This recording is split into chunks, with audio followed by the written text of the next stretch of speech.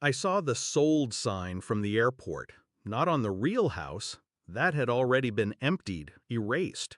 It was glowing on the screen behind the news anchor's shoulder. A luxury renovation special, Sunday feature. They were highlighting successful real estate flips. And there it was, my house, my design, my stonework, the oak tree I planted after my first promotion. Sold again, for triple the price. The anchor said, "This hidden gem was purchased in a quiet divorce and restored to modern brilliance by its new owners." And I watched her face, my ex-wife, sitting on the couch beside her new boyfriend, holding the child I'd raised like she wasn't ours. She went pale, her breath caught in her throat. I didn't speak. I didn't need to, because this moment wasn't for me. It was hers. The betrayal wasn't sudden, it was engineered. 15 years. We built it all together, or so I thought. Every nail in that house had my sweat on it. Every room had a memory, a timeline, a photograph tucked behind drywall like a secret. Then came the work trips. The phone turned over during dinner, the cold shoulder, the silence. And then one day, she was gone. Her and the boy. Left a single envelope behind. No note, just documents. Finalized. She had sold the house. My house. She had the paperwork. The signature. Mine. Forged. Sloppy, but legally enough.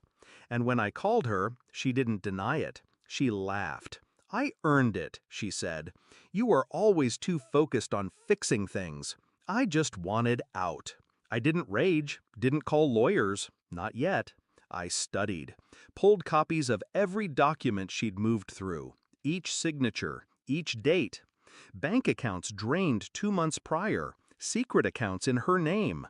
She didn't just leave, she planned her escape.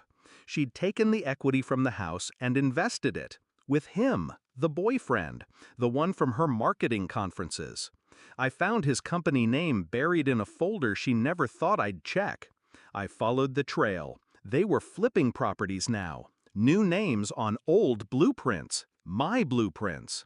She wasn't just building a new life, she was building it from mine. I didn't tell anyone, didn't explain.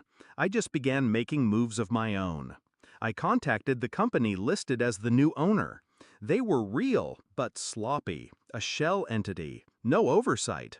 The renovation plans were public record, and every detail, every structure was identical to my original design proposal, down to the kitchen tile I custom imported. They hadn't changed anything, just repackaged my life and slapped a new name on it. So I bought the footage, the photos, the appraisal records. Then I called a producer I knew, a favor owed. "I've got a story," I said, "a betrayal wrapped in architecture." They loved it, ate it whole.